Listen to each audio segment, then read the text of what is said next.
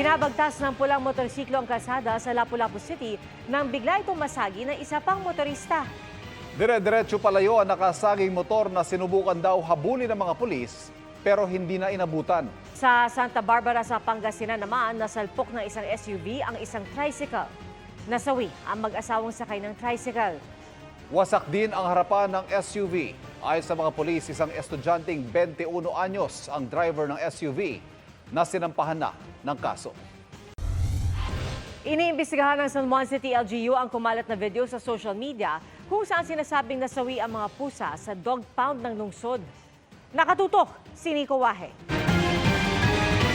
Sa kasagsagan ng pananalasa ng habagat na pinalakas ng bagyong Karina, marami ang nagtag kay Veron, isang animal rescuer sa video na ito na kumakalat sa social media. Makikita ang ilang aso na tila hindi alam ang gagawin matapos maabutan ng baha. May tabi-tabing pusa rin na hindi na gumagalaw at nakababad na sa tubig. City Pound daw ito ng San Juan. Sa tulong ng isa pang animal rescue group, nakapunta sila sa lugar. Umiiyak kami habang nagre-rescue kami. Iyak kami ng iyak, ang daming patay na pusa na lumulutang. Merong pusa doon na kahit lunod na siya, try niya i-survive yung sarili niya, critical na siya, nagbibigay pa kami ng first aid agad, nag-try kami ng manual CPR sa kanila. 8 pusa ang naabutan nilang wala ng buhay. 8 ring pusa ang kanilang nailigtas. Nakapag-rescue rin sila ng 20 aso. Dinala mga nasagip sa shelter ng Animal Rescue Group sa Cubao at sa Angono, Rizal. Bago pa man daw bumaha, kalunos-lunos na raw ang pinagdaraanan ng mga aso at pusa sa pound, ayon sa mga nakausap ni Veron ng mga residente sa lugar. Na-torture lang na yung mga hayop doon kapag wala daw naka-adapt. Alam po ng caretaker na umaabot tagpas tao yung baha doon, hindi niya pa rin po pinakawalan. Kinumpirma ng LGU ng San Juan City na kanila ang pound. Ang City Legal po ay nagkakandak ng isang malawakan at komprehensibong investigasyon patungkol po sa nangyari sa ating San Juan Dog Compound po. Unang beses daw itong nangyari, pero sinisiguro raw nilang may mananagot pag may nakitang kapabayaan at kung mapapatunayan din na may nangyayaring pang-torture sa mga hayop doon. Hopefully sana hindi ito ay just an isolations, but we will try to investigate. We will hold any employees, officers ng city government na mapapatunayan natin na hindi tumalimas sa kanilang mga obligasyon. Ayon sa Philippine Animal Welfare Society o POS, dapat ay talagang tinatanggal na sa pagkakatali ang mga hayop kapag bumabagyo o bumabaha. Wag na wag silang iiwan sa cage o nakatali. May greater responsibility ang mga city pounds over and above individuals and private citizens. Kasi sila yung in charge dun sa animal control facility. Nagpapasalamat naman ang San Juan LGU sa mga nag-rescue sa mga hayop sa City Pound. Para sa GMA Integrated News, Nico Wahe, nakatutok 24 oras. Pasukan na naman at balik na naman ang mga batang maaring masipangs sa mga magulang. Ang mga dapat gawin para makondisyon ng mga bata para sa pagpasok sa paaralan sa pagtutok ni Nico Wahe. Anong mga karaniwang kinatatakutan ng mga estudyante kapag first day of school? Mga bagong kaklase. Yung recitation po. Yung introduction. Sina Mami Megan at mini-mi niyang si Amara, sanggang dikit daw. Kaya ngayon magsisimula na sa kinder si Bagets, todo na ang paghahanda ni Mami kay Amara, emotionally.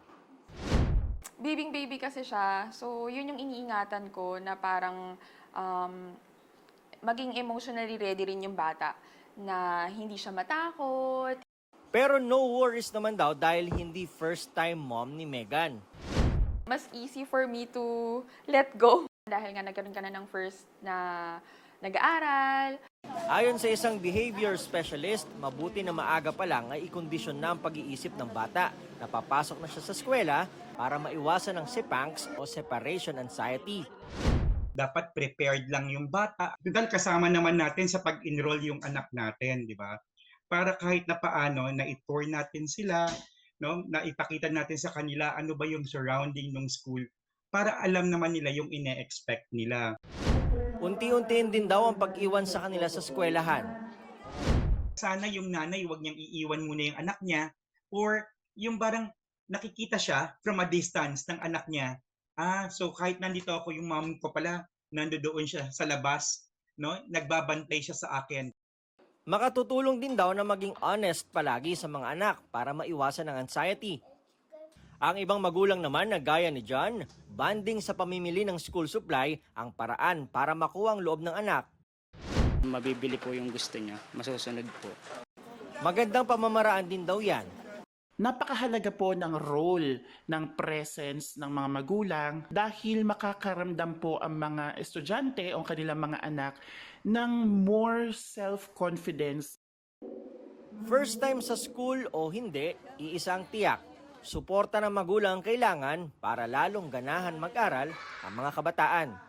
Para sa GMA Integrated News, Nico Wahe, nakatutok 24 oras. Matapos bahain, tila business as usual na sa Divisoria ngayong dagsana ang mga mamimili lalo't balik eskwela na bukas. Nakatutok si EJ Gomez. Pesto! Isa! Dalawa! Tatlo! Diretso na! Ganito ang eksena sa Divisoria, Maynila noong kasagsagan ng matinding baha noong Huwebes. Pinagtutulungang hilahin ang isang van mula sa binahang parking lot ng mall. Lubog din sa baha ang basement ng isa pang mall. Nadali ang mga tindahan ng gown, school supplies at mga gamit sa bahay. Sa mga tindahan sa labas, partikular sa Roman Street, maraming paninda raw ang nabasa at di na napakinabangan gaya ng ilang school supplies na paninda ni Fe. Kasi hindi namin na-expect na aabutin kami kasi mataas po dun eh. Kumbaga, mga kulang tuhod. As in, wala na po talaga.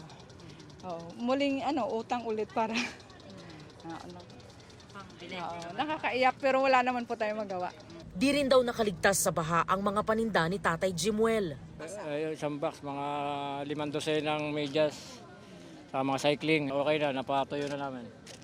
Ayon sa kanila, umabot hanggang binti ang mga baha sa kalsada. Nang humupa ang baha, nagsimula ang clearing operation. Matapos ang pagbaha at pag-uulan, bumalik ang matinding traffic sa Recto Avenue. Patunay na balik komersyo na sa Divisoria. Labas-pasok ang mga mamimili sa mga mall. Marami-rami ring nag-last-minute shopping para sa pasukan bukas. Namili lang po kami ng mga school supplies kasi magpapasokan na. Taga Bacoor po kami, binaha po kami. Ngayon lang po kami may time mamili ng school supplies. Mas mura po kasi dito. Para sa GMA Integrated News, EJ Gomez, nakatutok 24 oras. Maaari pong i-upload dito yung yung picture ng kanyang loan application form. Pwede rin mag-calamity loan ang SSS members na nakatira sa mga lugar na may state of calamity at may 36 months ng hulog. Basta ang 6 sa mga hulog ay ginawa sa nakaraang 1 taon bago ang loan filing. Dapat wala pang final benefit claim tulad ng disability or retirement at wala rin dapat past due na short-term loan. Maaaring mag-apply sa SSS website at makuha ang loan gamit ang Unified Multipurpose Identification o UMID ATM card. May interes ito na 10% per annum at maaaring bayaran sa loob ng 2 taon. Para sa GMA Integrated News, Bernadette Reyes, nakatutok 24 oras. Ang malawakang pagbaha dulot ng habagat na pinalakas ng Bagyong Karina. Nangyari ilang araw lang matapos ibida ni Pangulong Marcos sa kanyang SONA ang mga flood control project ng pamahalaan. Kanina sa kanyang situational briefing, sabi ng Pangulo, tila hindi na raw nakakasabay ang flood control system sa bansa sa mas malalakas na bagyo at mas matataas na bahang dulot ng nagbabagong klima. All our flood control projects are projects that are in response to yung mga flooding noon. Bago na nagbago Number 1, yung dagat na, umakyat na Para sa taong 2024, ayon kay Senate President Cheese Escudero, nasa 255 billion pesos ang inilaang pondo para sa flood control projects ng DPWH. 455 million pesos naman ang ibinigay para sa mga ganitong proyekto ng MMDA. Sa mga nangyaring pagbaha kahapon, ano ano raw ang nangyari sa mga proyektong ito. Kaya paiimbestigahan ni Escudero sa Senado ang mga kasalukuyang flood control projects. Gagawa rin ng sariling investigasyon ng Kongreso. Ang sabi ng DPWH, gumagana naman daw ang flood control projects. Masyado lang daw marami ang ibinuhos na ulan. Kung wala raw nito, baka mas malala at mas matagal pa bago umatras ang tubig baha. Nag-downpour tayo ng 2 days na phenomenal ang volume na bumaba kagad. So I think it's understandable. Ang pinakamaganda nito is nakapag-receive naman yung flood water in a very short time. Paliwanag ni Dr. Mahar Lagmay ng UP Resilience Institute, hindi kakayanin ng mga flood control projects na meron tayo ngayon ang maraming buhos ng ulan. Effective naman yung mga flood control projects kapag katamtaman. Pero pag dumating na yung malaki na infrequent, na-overwhelm yung design. Pwede naman may flood control din, pero hindi ito complete solution. Ang problema raw kasi sa Metro Manila, sinemento at tinayuan na ng mga gusalit bahay ang normal na daluyan ng tubig. Halimbawa, kung hindi tag-ulan, ganito ang itsura ng Marikina River. Pero ito talaga ang daluyan ng Marikina River na ngayon ay puno na ng mga bahay at gusali. Ito rin ang problema sa San Juan City na dinaraanan ng San Juan River. Hindi na natin narespeto yung totoong yung lugar na natural, no? Yung daluyan talaga ng tubig. Isang pangmatagalang solusyon ayon kay Lagmay ay decongestion ng Metro Manila. Sa ngayon, malaking bagay ang mga ganitong mapa na resulta ng pag-aaral ng UP Resilience Institute para malaman ang mga critical na lugar at saan ang mataas na lugar para sa evacuation. Para sa GMA Integrated News, Maki Pulido, nakatutok 24 oras.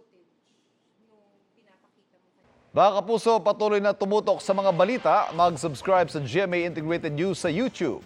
Sa mga kapuso abroad, samahan niyo kami sa GMA Pinoy TV at www.gmanews.tv.